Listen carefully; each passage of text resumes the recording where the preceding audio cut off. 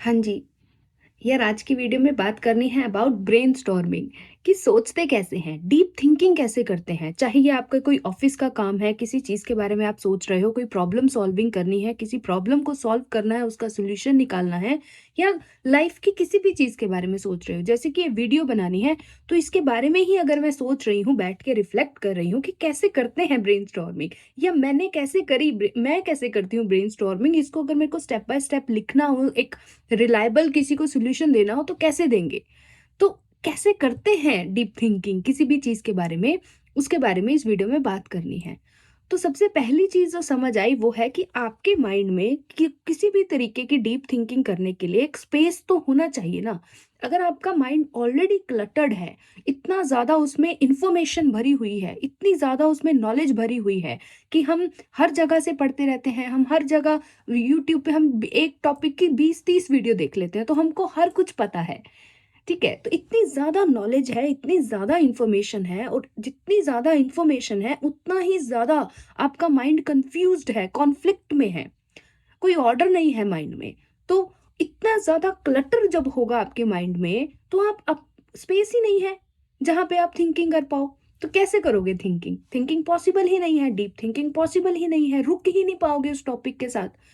तो सबसे पहला स्टेप क्या हुआ डीप थिंकिंग का, या ब्रेनस्टॉर्मिंग का, या किसी भी प्रॉब्लम का सॉल्यूशन निकालने का, कि सबसे पहले आपके माइंड में स्पेस होना चाहिए। एक मेंटल क्लटर से आपका माइंड भरा नहीं होना चाहिए। तो क्या कर सकते हो इसके लिए? सबसे पहले तो वही कि जितने भी आपके थॉट्स हैं ना, उनको जर्नल करना स्टार्ट करो। मतलब जो भी आपके माइंड में पड़ा हुआ है ना, उसको अपने पेपर पे निकालना स्टार्ट करो। तो माइंड में थोड़ा सा स्पेस क्रिएट होगा किसी भी चीज को सोचने के लिए। तो सबसे पहले स्पेस ही क्रिएट करना सबसे ज्यादा जरूरी है, उसके बिना आप डीप थिंकिंग कर नहीं सकते। मतलब मैं आपको ये भी बोल सकती हूँ कि मेडिटेशन कर लेना, ये वो कर लेना, फलाना ढिमकाना, बट वो सारे कॉन्सेप्ट्स हैं, मतलब उसमें कुछ होता नहीं है ऐसा। मतलब वो बस एवे ही है। मतलब मेडिटेशन क्या होती है ये तो हमको पता ही नहीं है। तो कोई भी ऐसा सोल्यूशन नहीं है, बट मतलब एक काम स्पेस में जाके जब आप बैठोगे और आपके माइंड थॉट्स से भरा नहीं होगा, तभी जाके आप इस तरीके की थिंकिंग कर सकते हो, तभी जाके आप एक सच्चा सोल्यूशन निकाल सकते हो, सच में ब्रेनस्टॉर्मिंग कर सकते हो। तो मेंटल स्पेस क्रिएट करना अपने माइंड में सीखो थोड़ा सा, कि हर टाइम ओवर थिंकिंग में, फ्यूचर में ही नहीं भागते रहो, या पास्ट की किसी चीज के बारे में सोच के रिग्रेट नहीं करते रहो। तो पास्ट और फ्यूचर में अगर आपका माइंड है तो थिंकिंग तो कर ही नहीं सकता, रियल थिंकिंग तो कर ही नहीं सकता। ओवर थिंकिंग वाली बात नहीं कर रही, मतलब वो ओवर थिंकिंग वाली इमेजिनेशन की बात नहीं हो रही, यहाँ पे क्रिएटिव इमेजिनेशन की बात हो रही है ना। क्रिएटिव इमेजिनेशन का मतलब क्या हुआ कि जैसे अब ये वीडियो बनने के लिए कोई इमेजिनेशन या किसी चीज के बारे में सोचा जा रहा है, थॉट को यूज करा जा रहा है, तो उसमें कोई प्रॉब्लम नहीं है, वो अच्छी बात है। ठीक है, तो जब हमारा माइंड पास्ट और फ्यूचर से हटेगा, प्रेजेंट में आएगा, तभी तो स्पेस क्रिएट होगा ना, और उस स्पेस में ही तो कुछ क्रिएट होगा ना, उस स्पेस में ही तो थिंकिंग होगी और ब्रेनस्टॉर्मिंग होगी। तो अगेन वही बात कि मेंटल स्पेस आपके माइंड में होना चाहिए। नंबर 2, जिस चीज के बारे में भी आपको ब्रेनस्टॉर्मिंग करनी है, प्रॉब्लम सॉल्विंग करनी है, उसके फंडामेंटल्स आपको क्लियर होने चाहिए। जैसे कि अब मेरे को साइकोलॉजी के बारे में अगर कोई भी ब्रेनस्टॉर्मिंग करनी है, तो मेरे फंडामेंटल्स क्लियर हैं। लाइफ के बारे में कुछ भी करना है तो फंडामेंटल्स क्लियर हैं। स्पिरिचुअलिटी के बारे में अगर मेरे को कुछ भी सोचना है, तो मेरे फंडामेंटल्स क्लियर हैं। उन फंडामेंटल्स के बेस पे मैं कुछ भी सोच सकती हूँ, मैं कुछ भी चीज का रूट कॉज ढूंढ सकती हूँ। रूट कॉज ढूंढ के मैं उसका सोल्यूशन भी ढूंढ सकती हूँ। वो इसलिए नहीं कि मैंने कहीं से पढ़ा है या सुना है या वट एवर, बस वो फंडामेंटल्स ही इतने स्ट्रांग हैं और मतलब रूटेड हैं कि उसके बेस पे अपने आप रूट कॉज और सोल्यूशन निकल आता है। जैसे इसको ऐसे समझो कि जैसे कोडिंग है। अब आप कोडिंग करते हो, तो कोडिंग के अगर आपके फंडामेंटल्स क्लियर हैं, तो आप लैंग्वेज तो कोई भी सीख लोगे ना। मतलब जावास्क्रिप्ट सीख लोगे, पाइथन सीख लोगे, जावा सीख लोगे, अगर कोई नई लैंग्वेज आ रही है तो वो भी सीख लोगे। टेक्नोलॉजी तो आपको पता ही है, मतलब आईटी इंडस्ट्री की अगर हम बात करें, तो कितनी जल्दी मतलब सारी इंडस्ट्री, सारी की सारी मतलब टेक्नोलॉजी चेंज हो जाती है। आज एक नया फ्रेमवर्क है, कल दूसरा नया आ जाता है। तो किस बेस पे आप एक प्रॉब्लम को सोल्व कर लोगे, चाहे बाहर से जोन सा मर्जी भी फ्रेमवर्क है, बाहर से वो जोन सी मर्जी भी लैंग्वेज है, जब आपकी कोडिंग के फंडामेंटल्स क्लियर होंगे, है ना। जैसे कोडिंग के फंडामेंटल्स क्लियर है तो जावास्क्रिप्ट सीख ली। अब जावास्क्रिप्ट अगर आपको क्लियर है, उसके फंडामेंटल्स क्लियर हैं, तो उसके बेस पे जितने भी फ्रेमवर्क आ रहे हैं, जैसे एंगुलर आ गया, रिएक्ट आ गया, व्यू आ गया, कोई भी फ्रेमवर्क आ गया, वो आप सीख लोगे। तो कैसे सीख पा रहे हो? क्योंकि फंडामेंटल्स बहुत स्ट्रांग है, वो आपके क्लियर हैं, आपके फंडे क्लियर हैं, बेसिकली उस सब्जेक्ट के फंडे क्लियर हैं, फंडामेंटल्स क्लियर हैं, है ना? तो उसके बेस पे आप जितनी मर्जी डीप थिंकिंग कर लो, ब्रेनस्टॉर्मिंग कर लो, आप प्रॉब्लम सॉल्व कर लोगे। तो सेकंड पॉइंट, सुपरफिशियल चीज़ों पे अपना ज़्यादा नॉलेज देने की बजाय उस चीज़ के आपको फंडामेंटल्स क्लियर करने हैं, उस सब्जेक्ट के आपको फंडामेंटल्स क्लियर करने हैं। तो जाके आप असली सॉल्यूशन निकालते हो, रिलायबल सॉल्यूशन निकालते हो, किसी चीज़ का ऐसा सॉल्यूशन निकालते हो जो वर्केबल होता है। ठीक है ना? तो वो है सेकंड पॉइंट। अब तीसरा पॉइंट, तीसरा पॉइंट है कि अगर आपको कोई भी चीज़ कॉम्प्लेक्स से कॉम्प्लेक्स है ना, तो उसको ईज़ी छोटे से छोटे पार्ट में डिवाइड कर दो। अब जैसे इसको मैं ऐसे समझती हूँ कि जैसे फॉर एग्ज़ाम्पल मेरे को ना लाइफ़ का अगर कुछ भी चीज़ समझनी है, तो मैं उसको ना खुद पे समझने की बजाय ना पहले किसी और पे समझती हूँ। तो मेरे को बड़ा आसान लगता है वो समझना। जैसे कि ट्रस्ट, तो ट्रस्ट खुद पे करने का मतलब क्या? सबसे पहले खुद पे करने का ट्रस्ट अगर हमको समझना है, सेल्फ ट्रस्ट को अगर मेरे को समझना है, तो मुझे समझना है कि मैं दूसरों पे ट्रस्ट कैसे करती हूँ। दूसरों पे मैं तब ट्रस्ट करती हूँ जब मेरे को उन्होंने बार-बार ये शो करा होता है कि वो मेरे लिए अवेलेबल रहते हैं। उन्होंने मेरे लिए शो अप करा होता है, तब जाके मैं उन पे ट्रस्ट करती हूँ। तो अगर मुझे खुद पे भी ट्रस्ट करना है, तो कैसे करना पड़ेगा? मुझे खुद के लिए भी शो अप करना पड़ेगा, खुद के लिए भी स्टैंड लेना पड़ेगा, तभी जाके मेरा खुद पे सेल्फ ट्रस्ट बिल्ड होगा।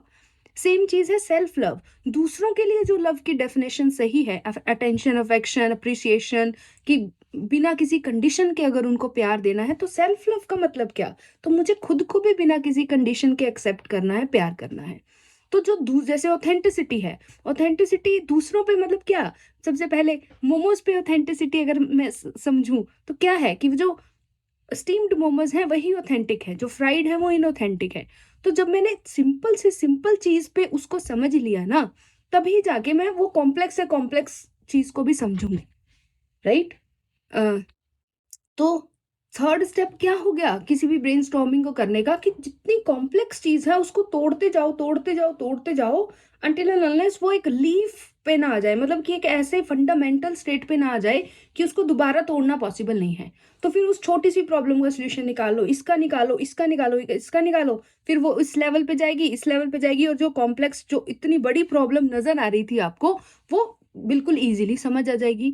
तो चीज़ों को सिंपल करके उसका सॉल्यूशन निकालना है, उसके बेस पे समझना है, तो जो बड़ी से बड़ी चीज़ जो बहुत बड़ी नज़र आ रही है, वो भी आपको बड़ी आसानी से समझ आ जाएगी, उसका सॉल्यूशन भी बड़ी आसानी से निकल जाएगा।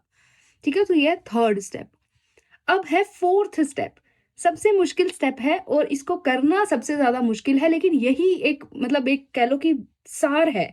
वो है कि अगर आपको किसी भी चीज़ की प्रॉब्लम सॉल्विंग करनी है ना, या ब्रेनस्टॉर्म करना है, तो आपको पेशेंस का पता होना चाहिए। आप रुक पाओ उस टॉपिक के साथ, उस चीज़ के साथ आप रुक पाओ, 1 दिन, 2 दिन, 3 दिन।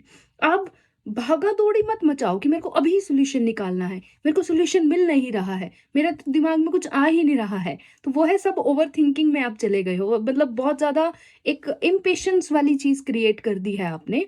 तो स्टेप नंबर 4 क्या, कि जब भी आपको किसी चीज़ के बारे में सोचना है, ब्रेनस्टॉर्मिंग करनी है, डीपली सोचना है किसी चीज़ के बारे में, सॉल्यूशन निकालना है, तो उस टॉपिक के साथ आप रुक पाओ जितनी देर भी मर्जी, और आप अपने अंदर से आंसर्स आने दो। तभी तो वो आपका सॉल्यूशन होगा ना, तभी तो वो आपका ओरिजिनल सॉल्यूशन होगा। नहीं तो फिर आपने कहीं से पढ़ा, सुना, लिखा, वही रिपीट कर दिया। रिपीटिशन में क्या मजा है, मतलब उसमें क्या इंटेलिजेंस है? तो किसी और ने बोल दिया, आपने भी बोल दिया।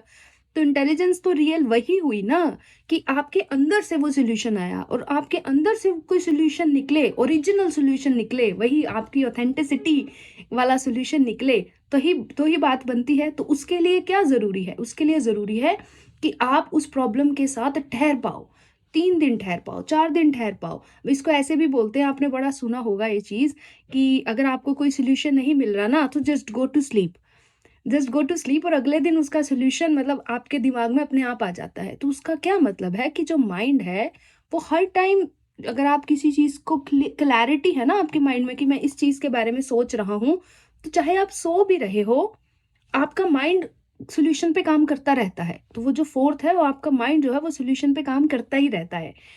तो इसलिए आपको पेशेंस होनी बड़ी ज़रूरी है जब भी आप किसी प्रॉब्लम सॉल्विंग में इन्वॉल्व हो, ब्रेनस्टॉर्मिंग में इन्वॉल्व हो, तो आप उस टॉपिक के साथ, उस प्रॉब्लम के साथ रुक पाओ इज़ वेरी, वेरी इंपॉर्टेंट, क्योंकि तभी आपके अंदर से आंसर आएँगे, आपके ऑथेंटिक ओरिजिनल आंसर्स आएँगे, ठीक है? So fourth is patience is the key. You have to be able to sit with the question, you have to be able to sit with the problem, ताकि real answer निकल पाए।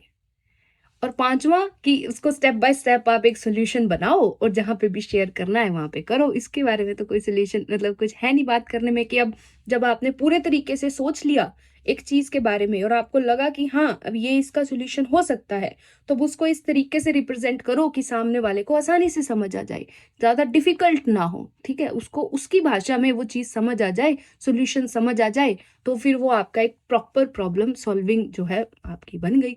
इसको अब इस तरीके कोडिंग में समझोगे तो क्या, कि जब आपने सॉल्यूशन निकाला, जब आप प्रॉब्लम सॉल्विंग कर रहे थे, तो आपने सूडो कोड लिखा। सूडो कोड मतलब कि वो मतलब ठीक है आपने इंग्लिश में लिख दिया उसको कोड को, लेकिन अगर आपको उसको एग्जीक्यूट करना है तो आपको मशीन लैंग्वेज देनी पड़ेगी, तो आपको कोडिंग की लैंग्वेज देनी पड़ेगी, कंप्यूटर लैंग्वेज देनी पड़ेगी कि उसको समझ आए।